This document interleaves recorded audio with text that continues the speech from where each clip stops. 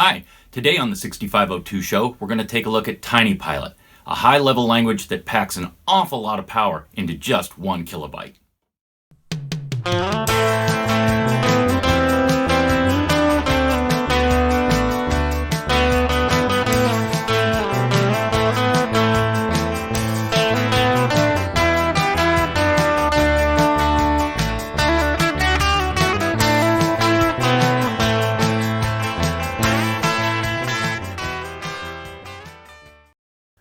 Let's take a close-up look at TinyPilot.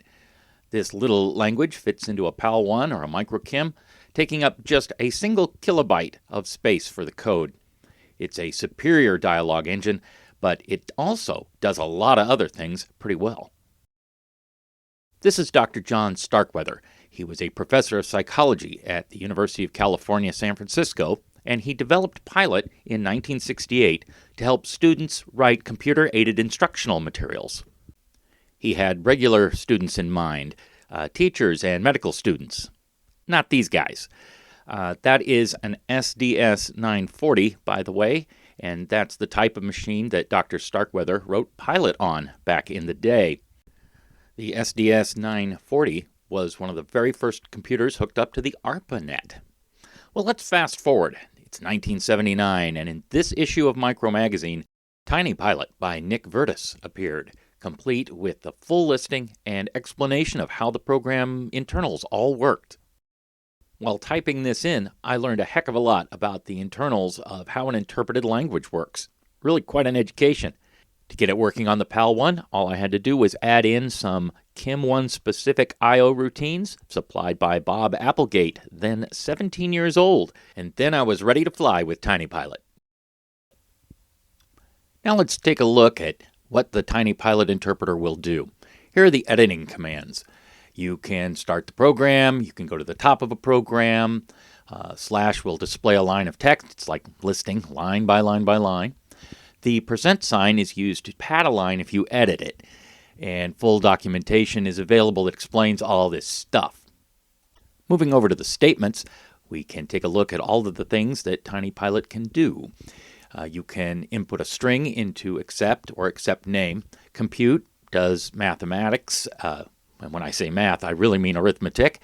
You can exit from subroutine. You can input an integer variable from 0 to 999. You can jump to another place in your program, or you can leap to an ML routine that you may have written and tucked away somewhere to add some extra functionality.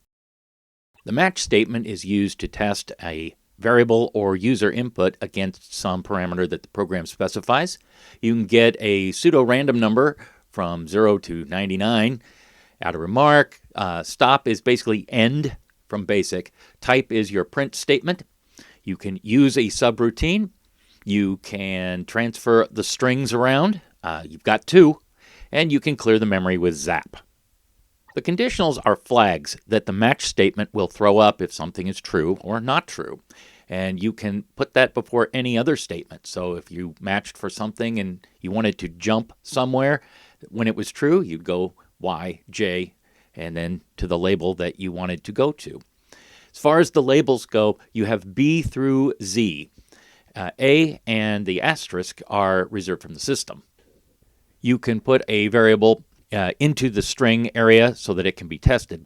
And the variables are really interesting.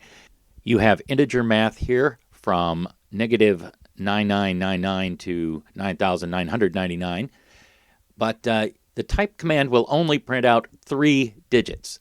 The math will be right internally, but you're going to get some strange results if you try to output more than 3 digits. But Dave, you say, that's all well and good, but what can it do? Here we have the real deal. This is a little script called Curry, written by Ellen Nold and Sally Cannon back in 1974 when they were students at Stanford. And this is the kind of thing Dr. Starkweather had in mind. I'll bet you can look at this script right now and tell me how it's going to play out, how the student's going to have to write in and react to the questions being asked. And the value of this is, obvious. Getting a kid to think about what you're reading critically and to not make inferences. Let's see this thing in action. We'll input our name, Then we're presented with the instructions and what we should do. True, false, neither should be our input. We read our little poem and respond to the statement. Jack had a thumb. Well, yeah. Jack sat in a corner while he ate. Well, yeah, it says so. Jack was eating a plum pie? Well, was he? Hey, all right. Did he sit on a chair? No, he's not sitting on a chair that I know of. Jack is a good boy, just like me. Now we come to Madison's Dilemma. This is a script I wrote that's kind of based on the Choose Your Own Adventure books. Anybody remember those from the 70s and 80s? When we run the program, here's what we get. We're going to take a look at the conditions that we find ourselves in. It's not good. You've been pushed out of a bus. What are you going to do? Well, clearly, I'm going to grab my head. Oh my God, I can't believe what just happened. I'm so wounded. And it goes from there. You end up at a coffee shop and there's a payphone, but you're not entirely sure how to text your mom on that thing.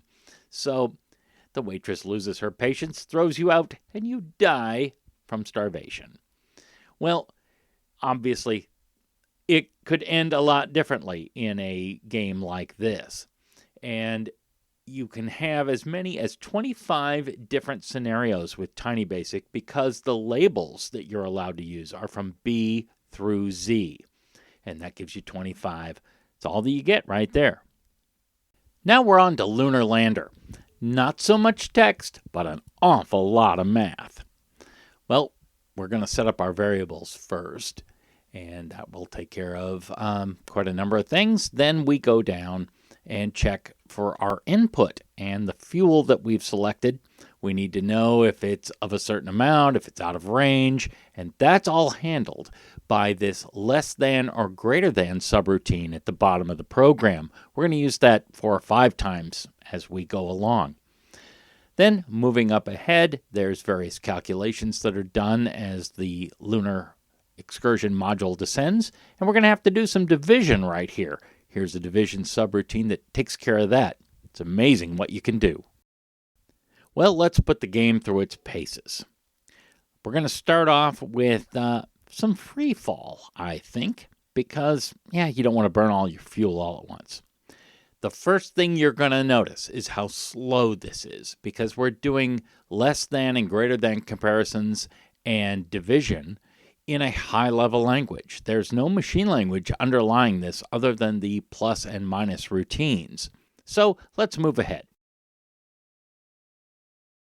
Okay, now we're in a place where we can start the burn and try to slow this lem down. Altitude 162. Let's try another 20 pounds.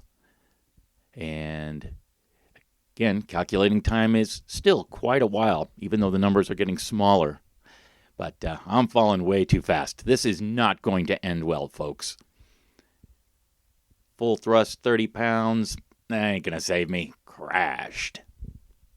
But to prove that I have actually won this game, here's a screenshot.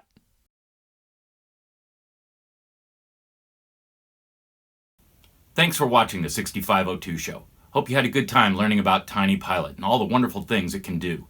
If you liked the video, please hit the like button, and you can subscribe to keep informed about our future videos.